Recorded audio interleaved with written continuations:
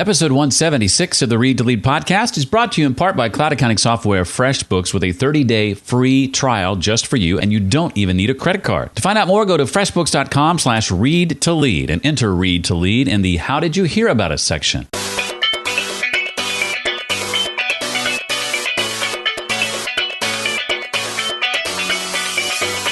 Everyone can benefit from a mentor. And, I say that because I think by the same token that all of us can also benefit by being a mentor.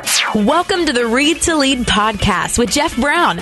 Jeff believes that if you desire to achieve true success in business and in life, then consistent and intentional reading is a must. The Read to Lead podcast will not only help you narrow this ever-important reading list, but also bring you key insights and valuable feedback from some of today's most successful and inspiring authors. And now, here's Jeff. Hello and welcome once again to the podcast that is dedicated to your personal and professional growth. Whether you have a passion for leadership, personal development, productivity, career, business, marketing, sales, entrepreneurship, we've got you covered. In just a moment, you and I will sit down with Claire Diaz-Ortiz. She's the co-author, along with Ken Blanchard, of the new book, 1 Minute Mentoring, How to Find and Work with a Mentor and Why You'll Benefit from Being One. Not surprisingly, I'll ask Claire to share about why everyone should have a mentor, the many benefits to being a mentor, how to effectively structure your mentor-mentee relationships, and much, much more. Claire was originally scheduled to appear on the Read to Lead podcast about 3 years ago for another book she'd written around that time, and she canceled the interview. That's right. More on that in just a few minutes. First, I want to share with you a bit about our sponsor for this episode, cloud accounting software FreshBooks. If you're a freelancer or if you're leveraging the margins of life for your side hustle or attempting to start or run your own business, you need an accounting solution, and I don't know of a better one than FreshBooks. In fact, I've been using it since late 2009, and I've never considered anything else. It just works, and it's very simple and easy to use. And it wasn't too long ago that they launched an all-new version of their software, which is even easier and simpler than it was before. With it, you can, among other things, create and send professional-looking invoices in about 30 seconds. I've actually timed it, and yes, you can. Set up online payments with just a couple of clicks and get paid days faster. And one of my favorite things is you can see when a client has viewed an invoice. Sometimes if a client hasn't paid an invoice as promptly as we would like, we might think, maybe they didn't get it. Maybe they didn't see it. Well, FreshBooks shows you whether or not they've viewed it, so you're better informed. Because you listen to the podcast, you can take advantage of FreshBooks' 30-day unrestricted free trial. No credit card needed either. To claim your unrestricted free trial, which means you get access to all of FreshBooks features, just go to freshbooks.com/read to lead and enter Read to Lead in the How Did You Hear About Us section. Again, that's freshbooks.com/read to lead. Well, in addition to being an author, Claire Diaz-Ortiz is also a speaker and technology innovator, and she's been named one of the 100 most creative people in business by Fast Company. She was also an early employee at Twitter, as evidenced by her first name only Twitter handle. I'm sure that's hard to get these days. She spent 5.5 years there. She's the author of 7 books in all, including Twitter for Good, Design Your Day, and Hope Runs. She speaks internationally on social media, business, and innovation, and she writes a popular business blog at ClaireDiazOrtiz.com and serves as a LinkedIn influencer. Now, her latest book, the one we're going to chat about a bit today, co-written with Ken Blanchard, is called 1 Minute Mentoring, How to Find and Work with a Mentor and Why You'll Benefit from Being One. Claire, it's a pleasure. Welcome to the Read to Lead podcast. Thank you so much for having me. We were just talking about how I was supposed to be here a few years ago, but then went into early labor, and so that did not happen. So it's great to be here 3 kids later. Yeah, you since had twins, haven't you? Yeah, so since the last time we were supposed to talk, I've had 3, which is kind of ridiculous. Wow. Now, was it twin boys? Twin boys, yeah. Twin boys. Well, congratulations. And I know that was a little bit of a rough year, wasn't it? Weren't they born early? Yeah, they were born. I had a really rough pregnancy with them, and then they ended up being born 9.5 weeks early. So they spent 2 months in the NICU. We live in Argentina, and so 2 months in the NICU down here, which was kind of a wild experience. Just I mean, I've lived in a different country for a number of years, but I've never had a really intense medical experience in another country. And it was really weird to me. It was like, whoa, this is really blowing my mind. This is a whole new level of things I didn't want to experience in my life. Wow, I can only imagine that. Wow, you're a brave woman. I'll put it that way. No, I don't think. I think I was just forced into it and so I had to do it. Yep.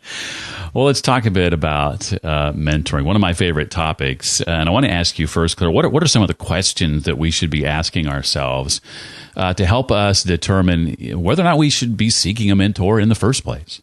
Well, I mean, I don't want to kind of spoil it, but I think most of us need mentors. So I really think, to me, there's really only one real question. Yeah. And it is, are you willing to put in the work to make some changes in your life, essentially? And putting in that work means, being vulnerable in a relationship, making some time for it, and being willing to listen to someone else's ideas, right? So I feel like that is really the question. Are you willing to kind of do the work? Because I think pretty much everyone can benefit from a mentor. And, I say that because I think by the same token that all of us can also benefit by being a mentor. Essentially, there's no sort of, if all of life is going from A to Z, there's no point along the trajectory in which you become too awesome to need a mentor, or no point at which you're, too bad off to, have a mentee, essentially. And I think that's really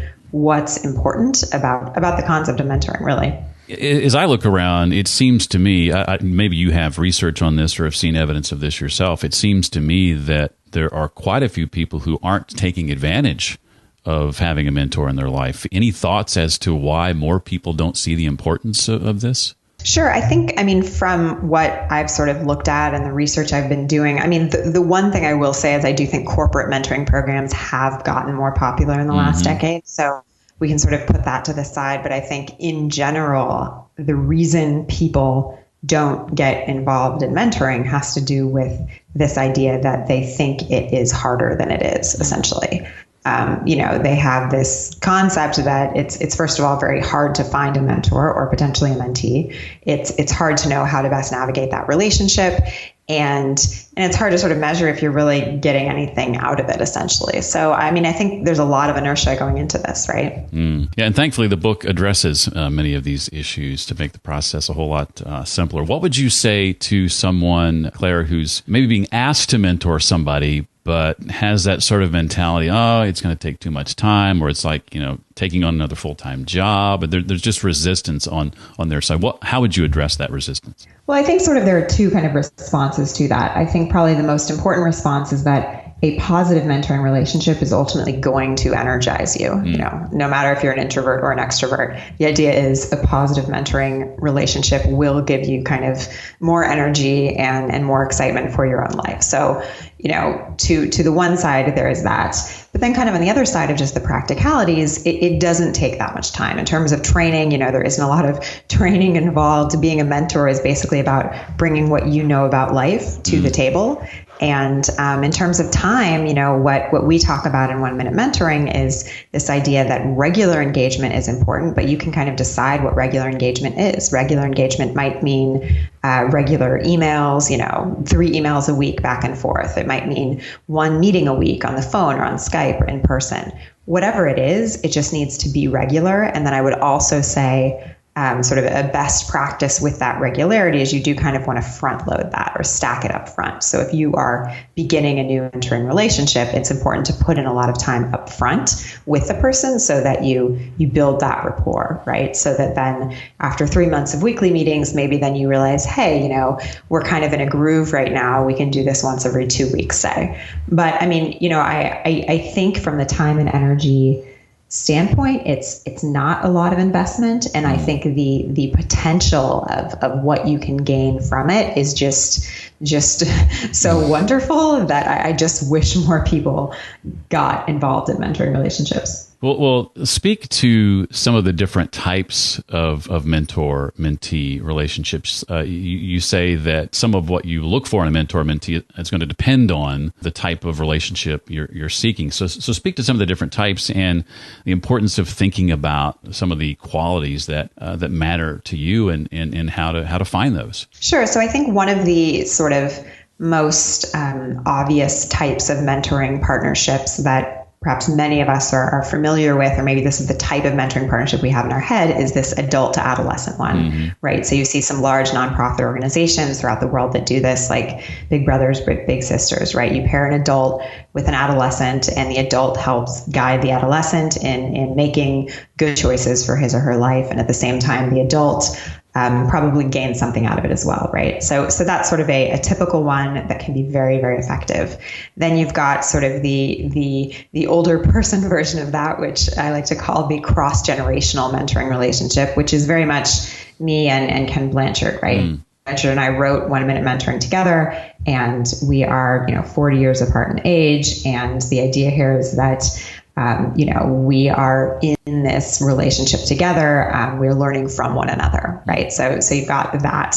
I think a very common one sort of in businesses these days is this new hire mentoring partnership, or sometimes a peer-to-peer mentoring partnership. So essentially, I get hired into a company and I get paired with someone to help show me the ropes of what it means to work either in that industry or just within that firm, essentially. So those are just sort of a few types of mentoring relationships.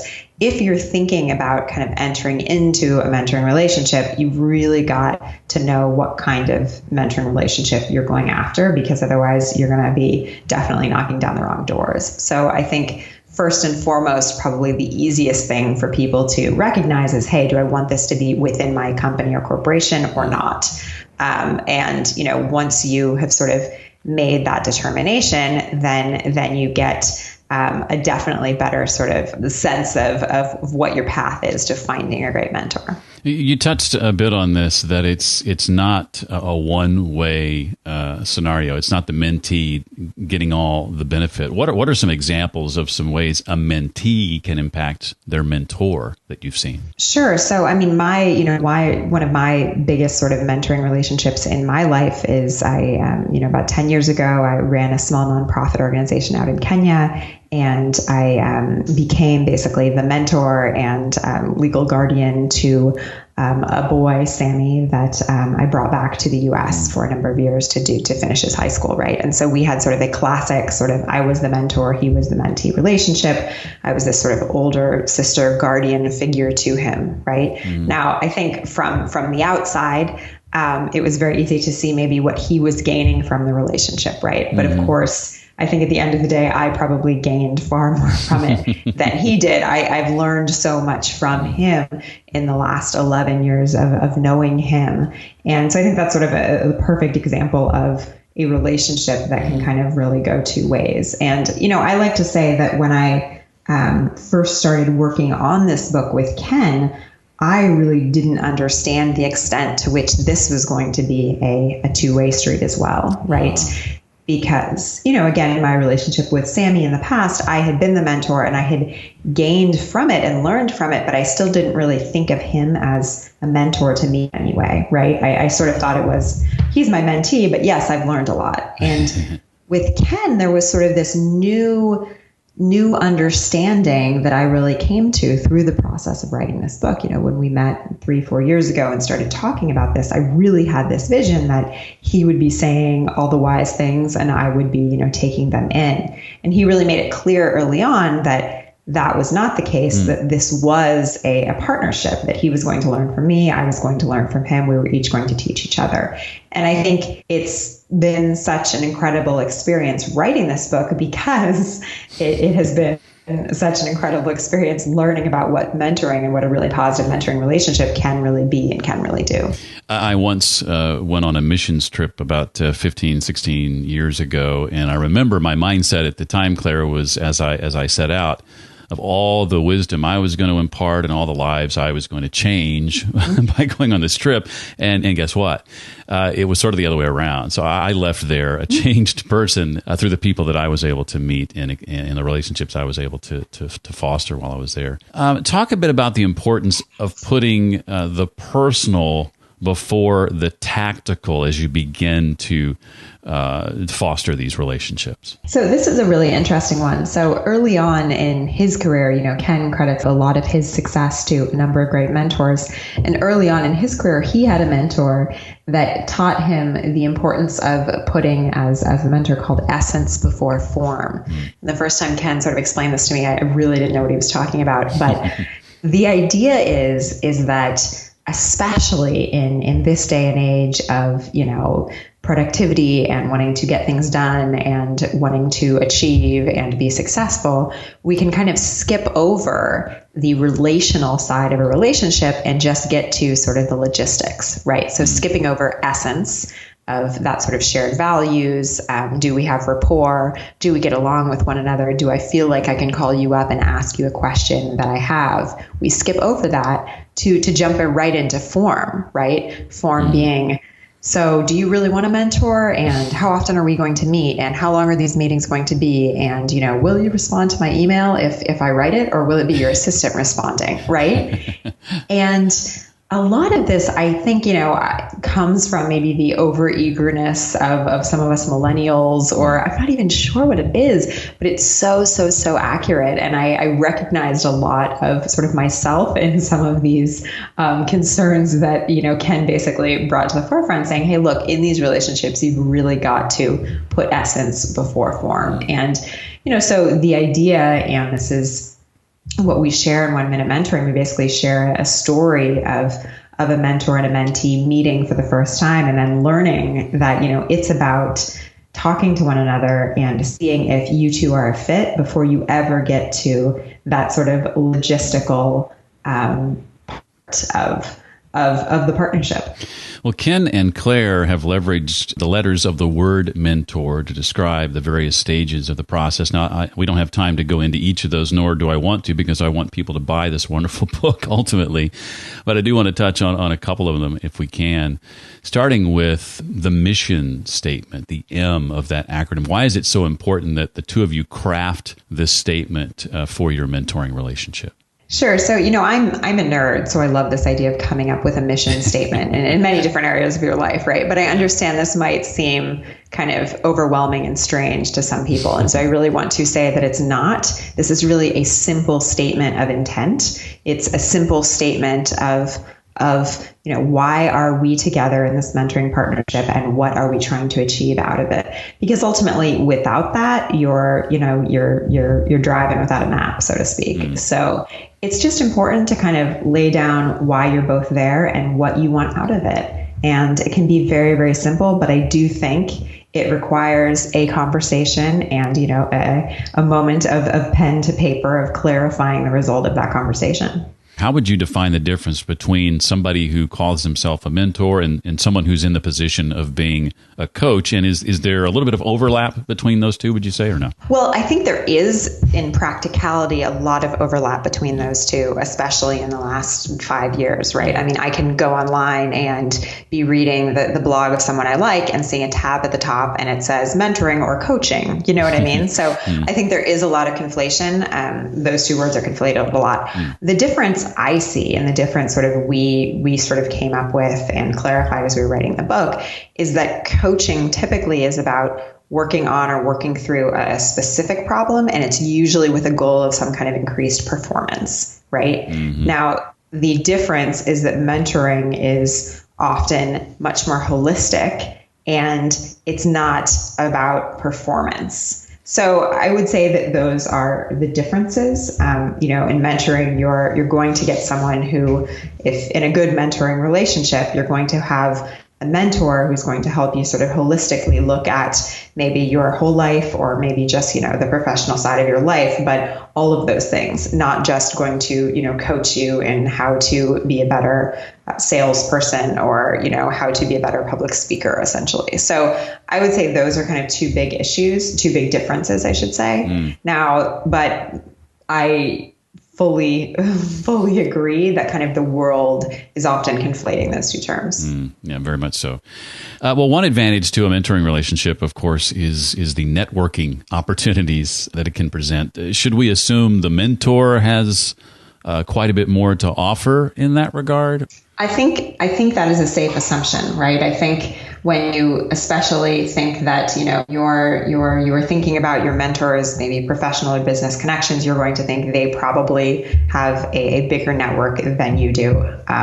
But that being said, the importance of thinking about networking in the relationship is realizing that it's not always that way, right? And that oftentimes sort of the mentee has sort of the fresh eyes on something and can provide networks or connections that are just as valuable. And, in the book, we basically share a story of the way that happens, right? So the way that the mentor sort of thinks she is wise and has all the answers, but in reality, it's the mentee who is able to provide some connections that are really valuable as well. I've seen in some mentor-mentee relationships, those wanting to, put their best foot forward, put on their game face, maybe not be as truthful sometimes as they should be. What does tactful honesty do for a mentoring relationship in your view? Well, this is interesting because I actually think there's sort of two sides of this tactful honesty thing. So on the one side, I would say, tactful honesty is about being kind when you are perhaps being directional, I would say. Mm-hmm. So if you as a mentor see that your mentee could be considering a different direction in some choice he or she is making, it's about being kind as you try to, convey what you think is your wisdom, right? Now, on the other kind of plane of this idea of honesty, I think what you also have is this idea of authenticity, because I think being in a mentoring relationship at its best really should be about being honest, right? But that doesn't necessarily mean that you need to sort of let it all hang out there. I remember when we were writing the book, at one point we actually had, it was an early reader or an editor, I'm not sure, who kind of commented on the fact that they found it strange that the mentor, which in the book is she's a 60-year-old media executive, they found it strange that she was so open about areas of her life that she was struggling with, right? And they said, this doesn't seem realistic for someone of her position. And it was an interesting moment because that critique kind of forced us to say, wait, what do we think about this? And ultimately we clarified, and we said, no, we do think this is realistic. We do think a good mentoring partnership is about being authentic. So it's interesting how honesty can kind of mean two things in a mentoring relationship. And both of those things are very important and very essential to sort of think about with intent. Is it ever appropriate? I guess maybe this is a two-part question. There are certainly some ways of thanking a mentor that seem obviously appropriate, like a personal note or something of that nature. But are things like, dinner at their favorite restaurant or a donation to their favorite charity or something like that, just to show your appreciation, is that appropriate in your view in these relationships, or does it just depend on the relationship? I mean, I say absolutely, but I'm also laughing as you ask me that question because, if we look at the 5 languages of love, my language is gifts, which is kind of embarrassing, honestly. So I'm like, that's absolutely appropriate because that is how I would receive gratitude, and that is how I would naturally go and give it. So, but yes, I think so. That question, by the way, came from a member of our private Facebook group. Another question that came from the group has to do with sort of how do you know when this is over, when it comes to an end, as it were? Do you review the relationship success thus far, and what goes into determining whether or not you renew and continue or cut the cord, so to speak? So I love this question because I was talking to someone recently who was saying, I guess they were describing a mentoring relationship they're currently in which they are the mentor. And they were saying, it's just been a couple of years and I feel like we've kind of maybe come to the end of our use for one another. Should I be breaking up with my mentee? And I said, no, don't break up with your mentee, because I think what's so important to realize is that, we're all going to have in an ideal world, we're all going to have many different mentors and mentees in our life. And the idea isn't that, you have to sign on the line when it's done. The idea is that you can just sort of back burner that relationship and then have that person in your, in your network, in one of your inner circles, let's say the second ring of your inner circle, right? So that you can call upon them for advice, either for giving or receiving, at some point in the future when you maybe need it again. And I think, Ken has more years on me, so he has more experience to go by with this. But, as he says, he's had mentoring relationships that, were very active for a time and then, went dormant and then became active again. And I think that is such an important concept in mentoring, right? And maybe again, that's one more difference perhaps between a mentoring and a coach. Yeah, good point. Well, I want to ask you a couple of questions, if I may, Claire, that aren't directly related to the book. But before I do that, is there anything else from the book you want to make sure we walk away with? No, I love this book. Had a great time writing it with Ken, and I think it's of value. Well, I totally agree. It's a light 130 pages compared to most business books that seem to think they all have to be 250 pages in length. I appreciated that and also found it to be delightful. It's a business parable, in case you didn't know that, and the concepts are shared through the relationships in this story that you're reading about, and I loved it. I wanted to ask you what you've been reading lately, Claire, that has had an impact on you. What would you say are the one or two titles that come to mind as books that have been really valuable reads in your life? Sure. So I was reviewing kind of my list of books read this year when I came up with this. And so I'm going to say two that I really enjoyed this year that I think might be of value to your audience. So one of them is a book which I just found fascinating. So it's called The Art of Asking by Amanda Palmer. And it is interesting because I had bought it like 2 years ago in an airport bookshop, not knowing anything about it, but, thinking, okay, this is some sort of good, sort of businessy nonfiction book. It's called The Art of Asking: How I Learned to Stop Worrying and Let People Help. Right. But I sort of put it off, not realizing how engaging it would be, essentially. So Amanda Palmer, she used to be one of those statues, those like human frozen statues in Harvard Square. And so the book starts with her sort of becoming this performance artist on the street and what that sort of taught her about this concept of asking people for help. And then, it follows her as she becomes basically an artist and an activist and, releases all these albums and does all this sort of in an online world and what it means to ask in an online world. So I really recommend this book. It's really a fun read. And then the other book I would recommend that I think just has not gotten enough good vibes is called Super Better. And there's a great, I guess actually both of these books have great TED Talks with them, but Super Better, Jane McGonigal, and basically she's a researcher and in gaming, and she basically shows in gamification gaming, and it's a book about the idea that, we can learn from gamification things that can help us to improve our lives and our mindsets and our work and businesses and families. And it's really, really unique. And I wish more people read it. So those are sort of two books that I've really liked this year. Well, I appreciate you shedding some light on some rare gems. I don't think either of those books have been recommended before, so thanks for that. And you reminded me as you were talking, I think it was your blog I was reading not too awfully long ago. Don't you read, or maybe at one time you read, somewhere in the neighborhood of 200 books a year? I do. So I always used to read 200 books a year. Then I had one child and it was 150 and now I have 3 children under 3, and so this year it's 100, I think. But yeah, I've always read a lot. I think for the next couple of years though, it's going to have to be 100 though, because with the tiny little kids, they take up a lot of time. Oh, I can imagine. I get comments all the time asking about how I read 50-ish books a year, and I'm like, I got nothing on you, so you're doing way better.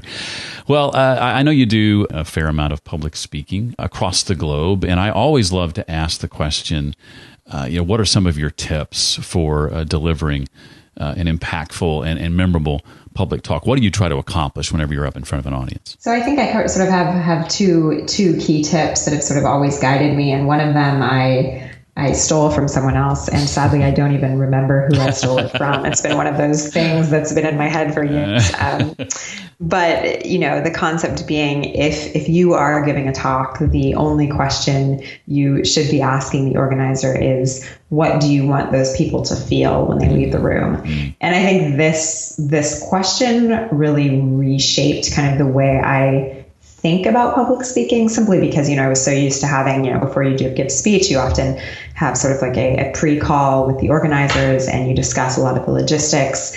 And then you go in with the topic that you think they're going to like and this sort of thing. But often you don't discuss, even if you maybe talk about what the topic is, how they actually want an individual in that audience to feel after they leave.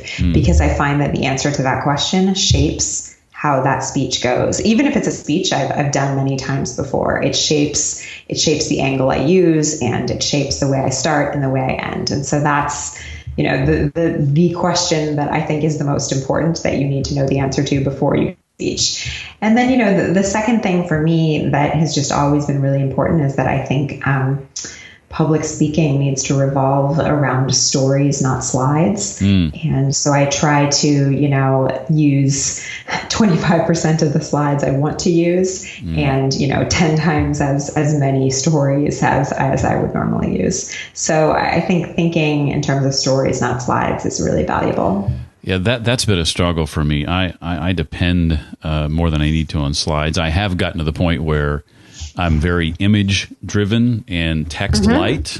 So I've made that transition, but I want to get to the point where I'm putting story number one, and slides are just, if they're there at all, they're just there to supplement those stories. Great advice. I appreciate that. I know the book's only been out for a few weeks. You're bringing new humans into the world. You got a lot going on.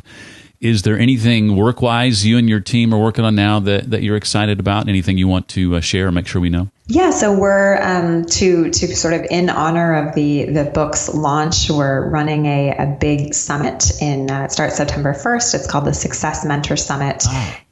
We've got, I think, 80 speakers talking about basically 80 speakers who are, your sort of one-on-one virtual mentors, telling you about different sort of themes when it comes to success. And so, yeah, that's a big online celebration for this 1 minute mentoring book, and it's coming out in September 5th. Can we go to your website to find out more info about that? Yep. Or you can go to successmentorsummit.com. Awesome. Well, thank you, Claire, for being here. We appreciate you writing it with Ken, and so thankful for you giving of your time so freely. Thank you so much for this. I really, really appreciate it. If you've listened to the show for any length of time, I often encourage you to consider connecting with our guest on Twitter, among other places. I can't think of a time when that would be more appropriate than it is today, in that Claire was one of those early Twitter employees. And her Twitter handle, again, is just her first name. It's @Claire on Twitter. That's CLAIRE. For a summary of this episode, including the books that Claire recommended you check out, you can visit the show notes page created especially for this episode, and you'll find that at readtoleadpodcast.com/176 for episode 176. And you help the Read to Lead podcast when you visit our sponsor and take advantage of that 30-day free trial from cloud accounting software FreshBooks. Just go to freshbooks.com/read-to-lead and be sure to enter Read to Lead in the How Did You Hear About Us section. If you desire to get better at taking what you're learning in the books you're reading and applying it to your life, then you might want to consider Read to Lead University. We have a thriving community at Read to Lead University where we together read a book each and every month. We meet live to talk about it at the end of the month. In fact, oftentimes, the author of that book is joining us as part of that conversation. Certainly many other benefits to Read to Lead University as well. To find out more about it and to check out all the details, visit readtoleaduniversity.com. We'd love to have you, as there are a few more spots open right now. Again, that's readtoleaduniversity.com. Well, that's going to do it for this week. Thanks so much for listening. I look forward to seeing you next time for the next episode of the Read to Lead podcast. Thanks so much for listening to the Read to Lead podcast. As a subscriber, we challenge you to be more than just a passive listener. Become a vital member of the community. Visit us on the web at readtoleadpodcast.com. Until next time, remember, leaders read and readers lead.